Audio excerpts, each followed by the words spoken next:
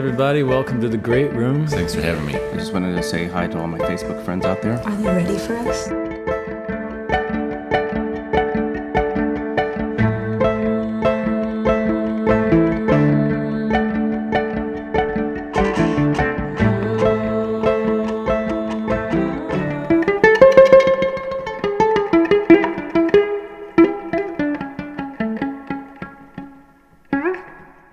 Hey everybody, welcome to the Great Room. My guest today is Theaster Gates. Hey. An old friend of mine from Chicago, a phenomenal, exciting artist, and I really wanted to have you on this show. Thank you, man. It's good to be here. Yeah, I mean, for people who aren't familiar with your work, what I find fascinating about it is the value you place on materials and the importance you put on the journey that some sort of material makes in your work. Like you started off as a ceramicist, like a potter, basically, right? I knew clay pretty well. Yeah, but your work has expanded to so vastly from that point, you know? Yeah. I think one of the things that I learned through clay was that it was actually partly about the material, and then it was partly about one's ability to make great things, like knowing how to use your hands. And then there was the context by which those things were introduced back to the world or into the world. And that I became really kind of interested in this phenomenon of taking a raw material that people think has no value and using my hands and maybe partnering with others with good hands and then reintroducing those things in a different context so that those materials have more power. Maybe they have the right amount of power or more power than they used to. Yeah. And what I like is I really appreciate people that do things the hard way. Yeah, well, no problem there. Yeah, and I think you're kind of the epitome of that because you've taken those materials and you've applied that to life, to community, to people's actually geographical urban spaces, you know? Sure. And I remember years ago you were saying, you asked me to kind of see if I was into investing in this project you're doing on the south side where you're buying up all these houses on this block and I was like, I don't know, man. Like that's a tough sell. Yes. And you did it, man. You did it. And now you've taken over this whole swath of area in a really tough part of town. Yeah. And created these art centers. And yeah, it felt really important, Andrew, like say during that period when we were both in Chicago, whenever I wanted to hear good music or see an exhibition, I found myself always having to go back to the north side. Right. So for people who are not from Chicago, it's like the north side was white and that's where money was and that's where amenities were and venues were. And the south side was black, the west side was black, and there were no amenities and so I just thought, man, it just seems reasonable as a kind of basic right that I should be able to hear good music in my neighborhood because there's great musicians in my neighborhood. Right. And the thing that I was missing was space.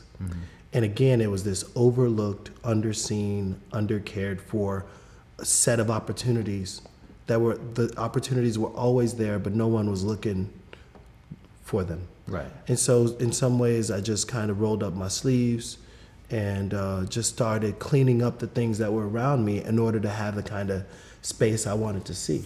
Right. Yeah.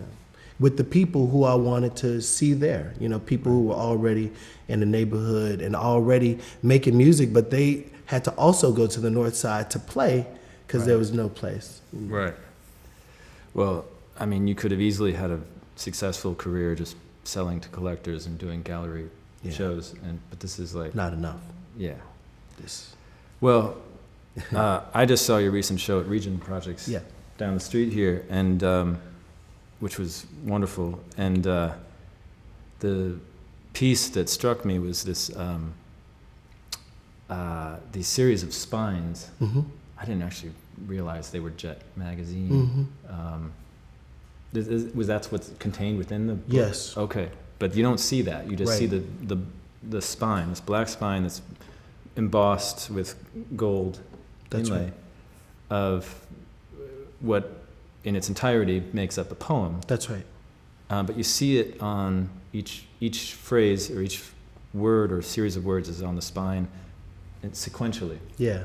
And so basically what I did was take the text from the poem and use it as source material to write a song, Yeah. or two songs in this case. I'm honored. That's yeah, awesome. man. That's No, really I mean, sick. I love it. Anytime I'm relieved of the burden of having to come up with the lyrical ideas myself, I'm kind of it's just then I can just purely think about melody and it's a joy. It's just it's an exercise that I just feed it into my process and it comes out. That's awesome. But it was a joy to work with, and we're gonna do one of these again. This is a work in progress, Right. And it's been super cool to just not have the burden of melodic structure, actually. So I'm excited to share with you.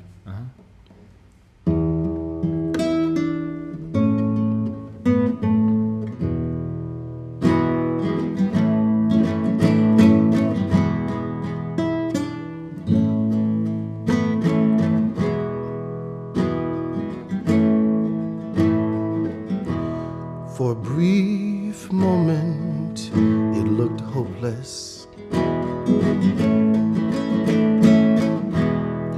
Hate seemed victorious, nothing moved, No one whispered not even art. in the beginning. As with beginnings, Success was measured, the gift applauded. indifferention outmeant. Gun. Small white petals. Small white petals. Small white petals. But woe to those who believe without work, who work but don't wail, who hope but don't put that money down, Lord. They put that money down. They put that money down, yeah, yeah. They put that money down. Down Mahalia, down Marion, down Mavis, singing and marching and old hallelujah. Hallelujah. Yes, they put that money down. And old hallelujah. They put that money down. We're sitting, lilies breathe, and the thugs have table manners. A French dissident along for the ride, when all the chips are in the wide-eyed, danger-seeking night imp, cautious for no one, accountable only to greed and the gods of greed, seeking recompense for destruction. We win, and then die. No, small white petals, small white petals, small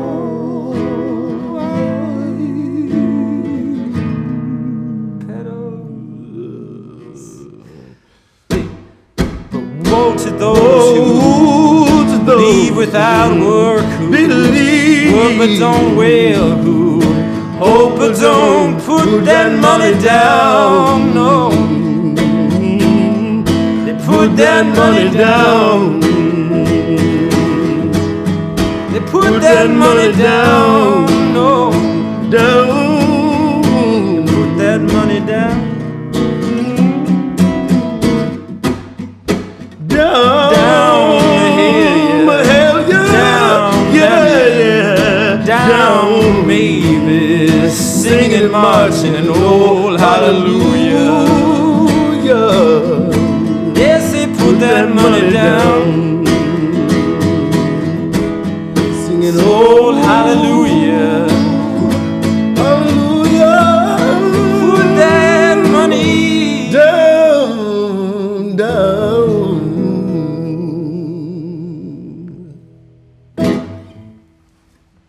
Yeah. Right on. Yeah, it's the other thing about this piece you did with the book spines. It's really interesting because I have this thing when I'm working on a song. Yeah. And I'm in that mode of like grabbing material from the universe. Sure.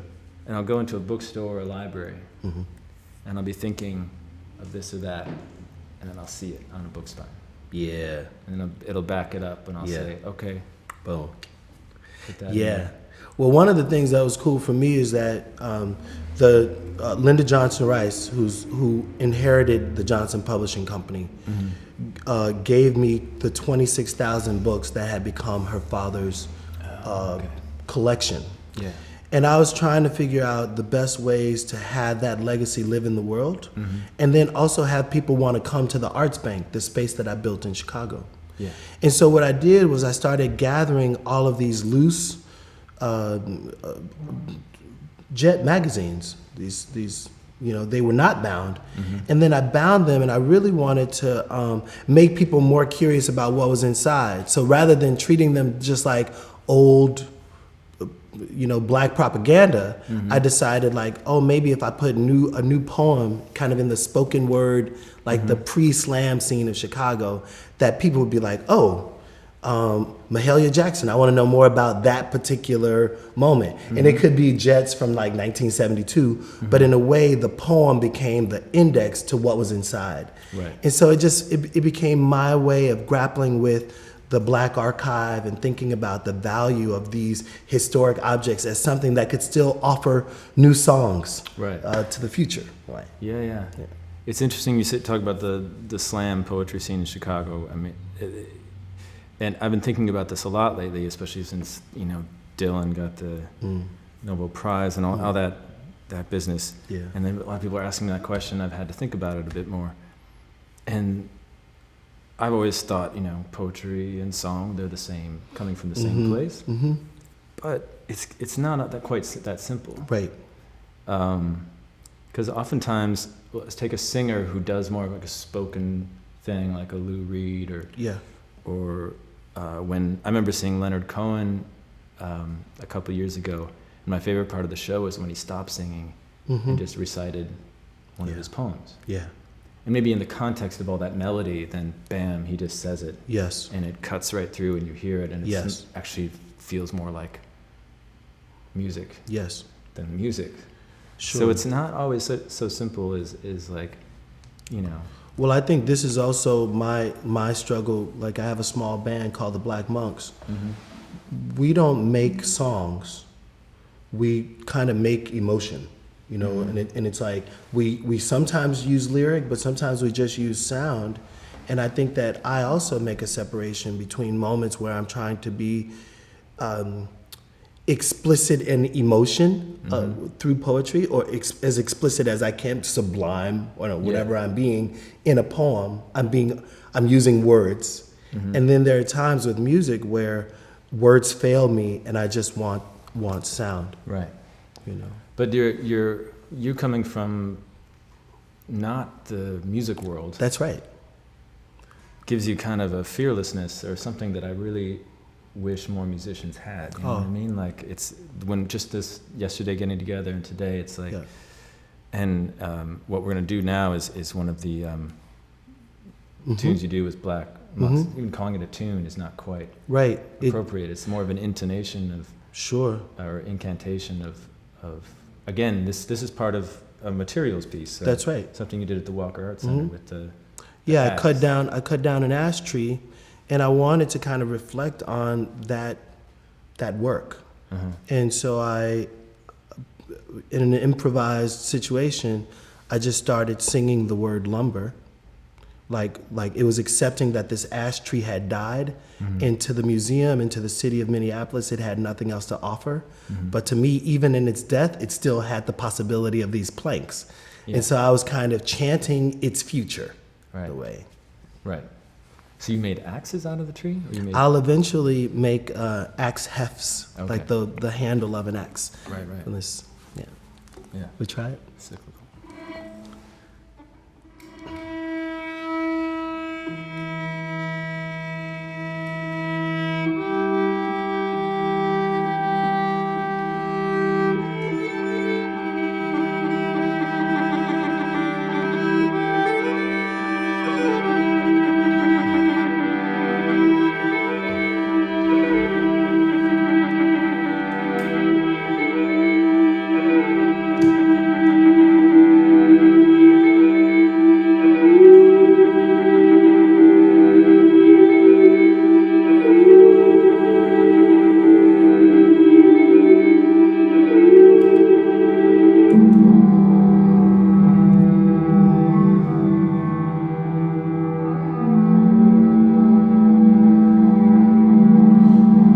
Lumber, lumber, lumber, lumber, lumber, lumber, lumber, lumber, lumber. Lumber, lumber, lumber, lumber, lumber, lumber, lumber, lumber, lumber, lumber, lumber, lumber, lumber, lumber, lumber, lumber, lumber,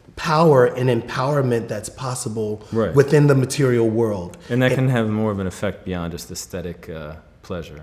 Absolutely. Yeah. It could actually help change the way you feel about the place that you live. Right. And so, like, even when you don't have the money to pay for a Shinola turntable, Right. it doesn't mean that you have to live without a sense of the beautiful, of the excellent, of the well-built. And that those are things that ultimately we could have back in our hands and in our imaginations, right?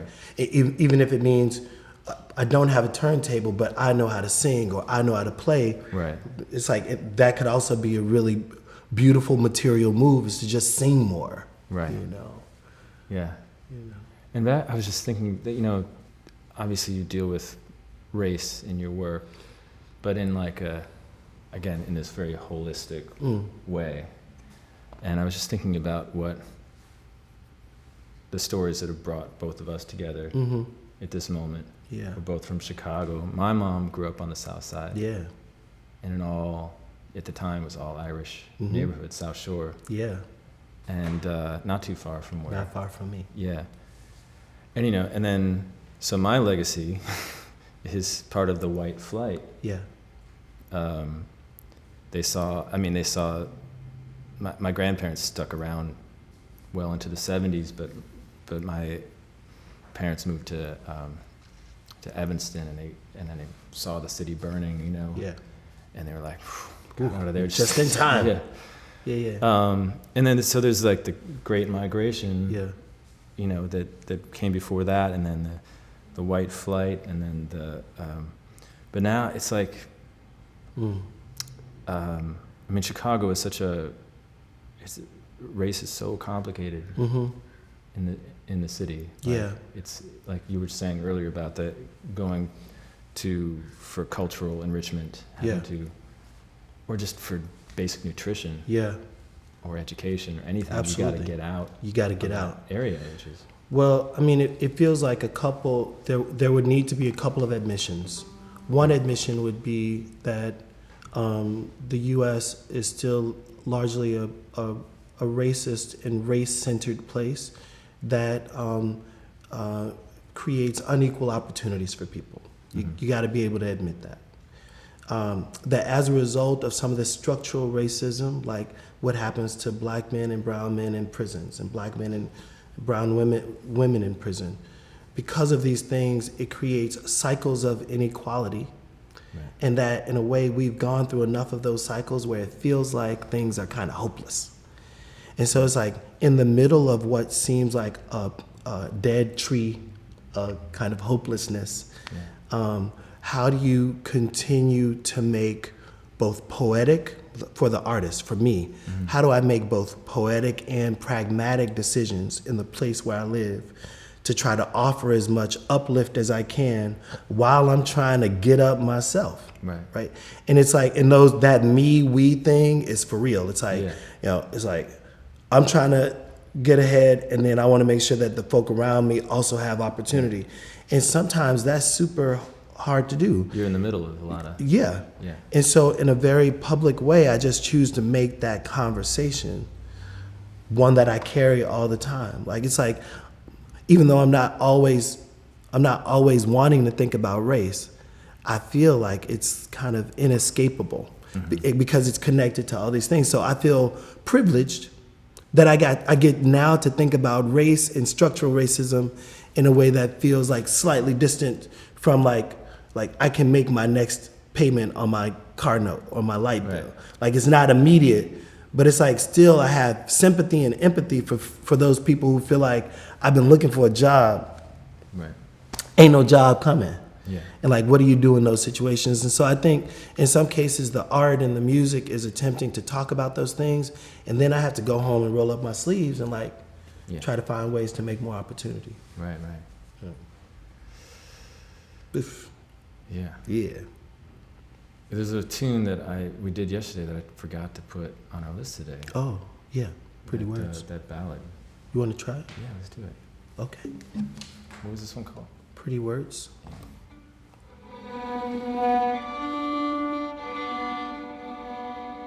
Let's see this key. Yeah.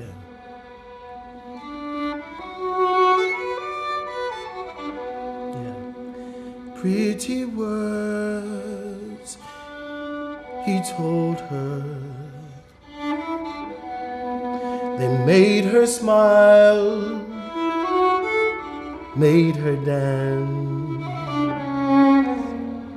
She never saw pretty promises come true, made by that pretty man.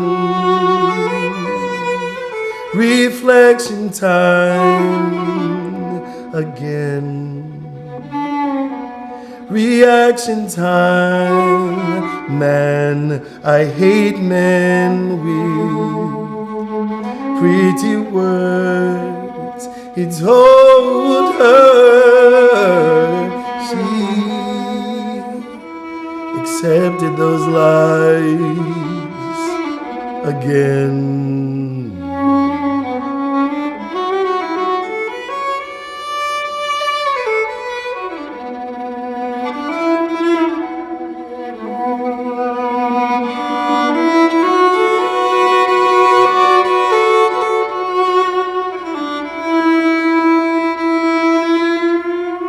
Not fully believing, she gave herself anyway. When love came a-knocking, that pretty man couldn't stay. He broke her heart with life's defenses, and now she's sad today. Pretty words he told her. He broke her heart, so sad, so gay.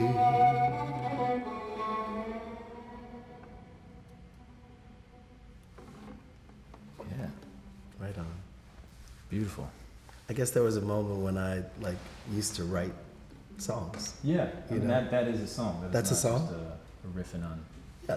It has changes and stuff. Yeah. I mean, I like songs, Sure.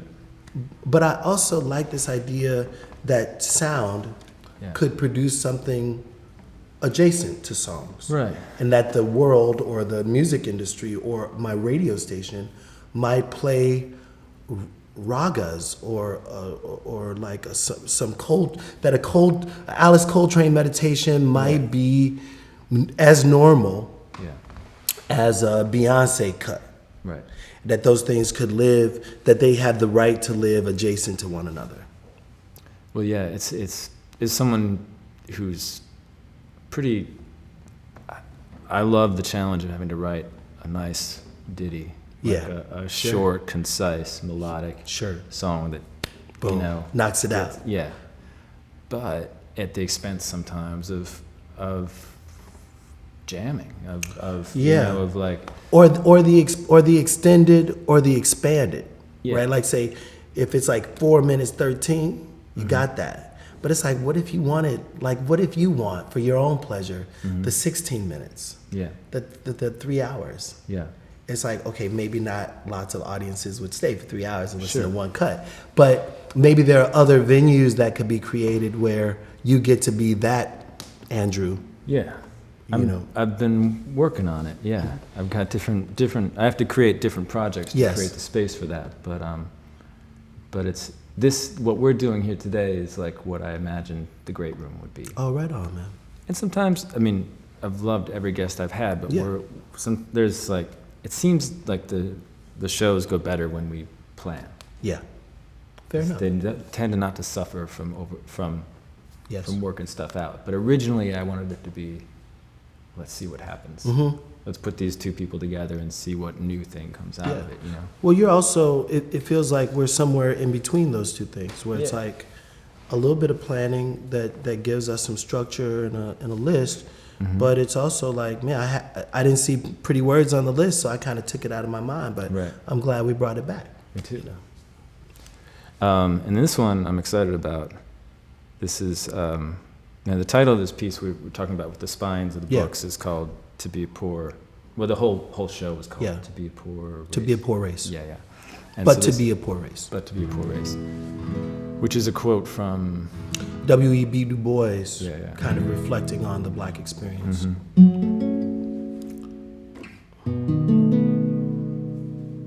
we go. Guide me through a little bit, Andrew, if my timing's off. Yeah, man.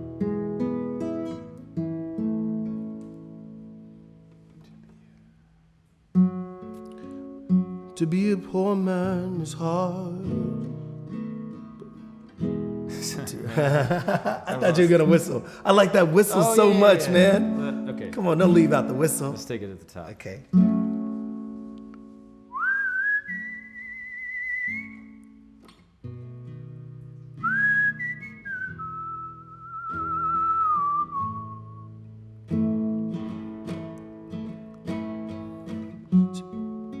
To be a poor man is hard, but to be a poor race in a land of dollars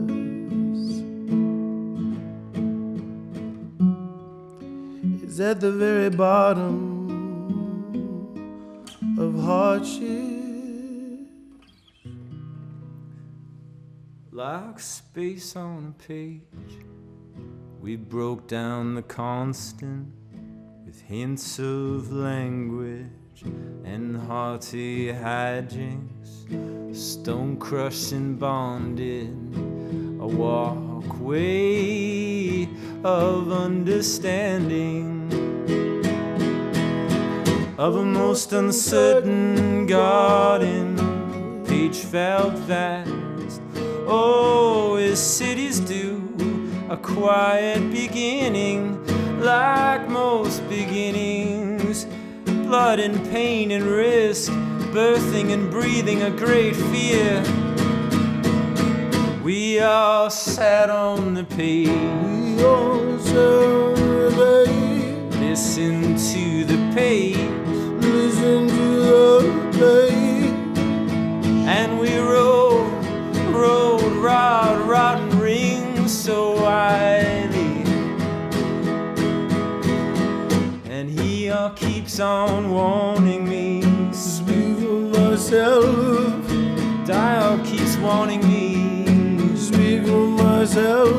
Oh, he keeps on warning me to speak for myself. Speak for myself.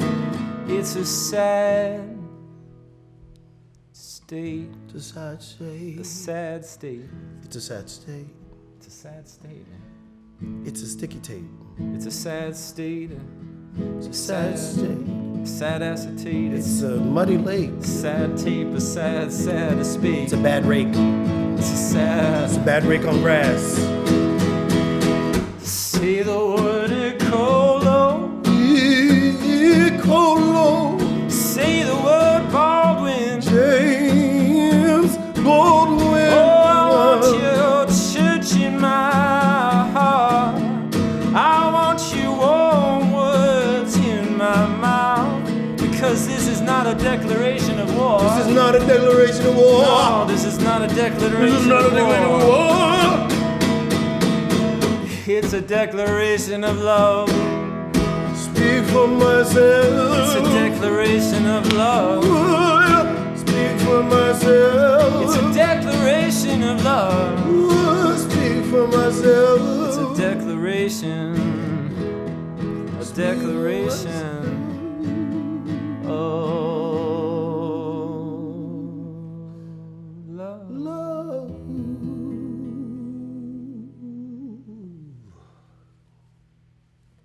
Very nice, man. Yeah. I mean, that feels like jamming. Oh, yeah. It's like there's a jam component. Well, it's loose. It's loose. It's loose. And when you sit on a couch for months on end, hemming and hawing over this change or that some Okay. of that starts to the vice starts to turn on the song a little bit. And you can't move left or right. Yeah. So some of the most successful songs I've written are actually not terribly complicated, and a couple chords, and are kind of a blueprint from which to keep it alive. I love that. Yeah. You know, yesterday I had this performance at the Underground Museum with this group that I call the Black Monks of Mississippi. They do their own thing in Chicago, but sometimes they get down with me. They let me join them. Yeah. And what was cool was that, let's say there are lots of situations where I feel the PA is right, the space is fine, but there was something about the Underground Museum where the energy in the room was so good that the energy created the preconditions where we could be our most open selves. And I feel like this room has those same preconditions where, like, I feel open. Yeah, it's a funny thing because people talk about the social media as being such as not a real social interaction. And somehow everyone in this room is, for the most part, involved in filming it and recording it. Right. Not an audience at all. So there's a bit of, actually with you, it's been not awkward in the slightest. Yeah, I mean, but that's because I'm not preoccupied with all this stuff. Like, ultimately, if this is the time that you and I get to kick it, then there's still a certain amount of direct humanity that I'm invested in, aside from, you know, all this other stuff. I don't know. I mean, it helps to have a little bit of a fire lit underneath you, knowing that there's people out there watching and listening. I hope we're doing okay so far. This one feels good, man. Okay. Let's go out with one more tune. Let's do that Fatal Shore tune, which you didn't know like an hour ago. Yeah. Not a disclaimer. And I'm just going to like breathe with you. Yeah. Okay, cool.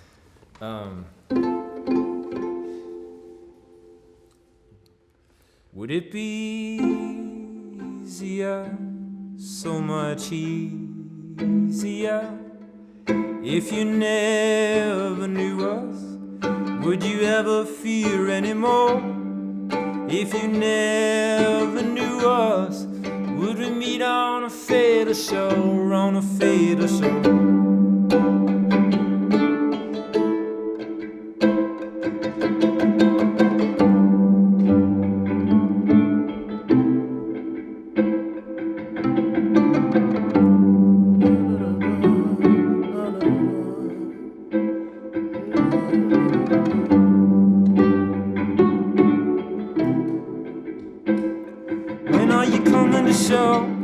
Coming to show, oh, to never fear anymore, yeah. You never know any doubt, oh. Like we were breathing in and out, like we were breathing in and out.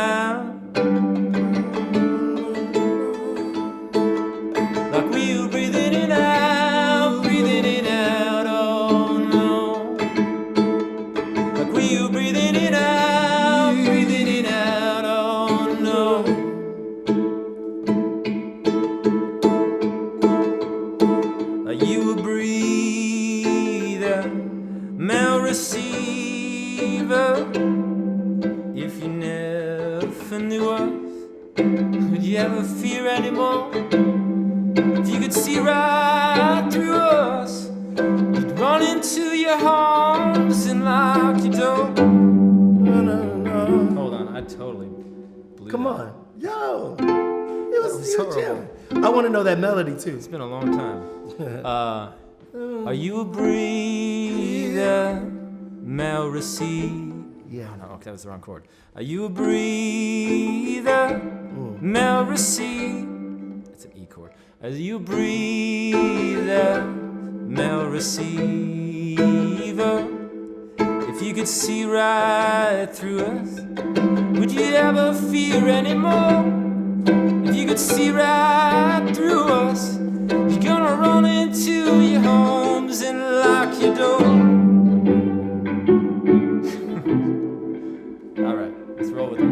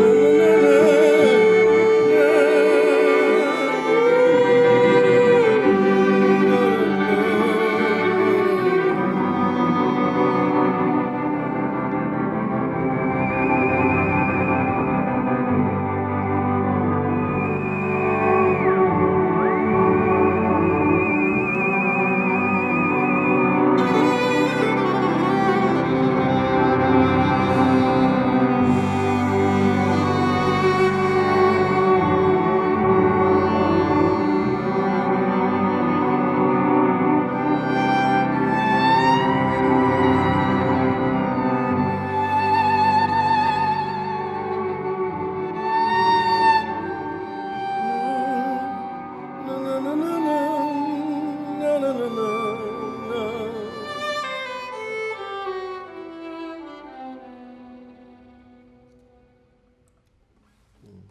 Super beautiful, dude. Thank you, Theaster. Theaster Gates has been my guest this week. Thank you, It man. was thoroughly enjoyable. Thank you so much. All right. Thanks for tuning in. See you next week. All right.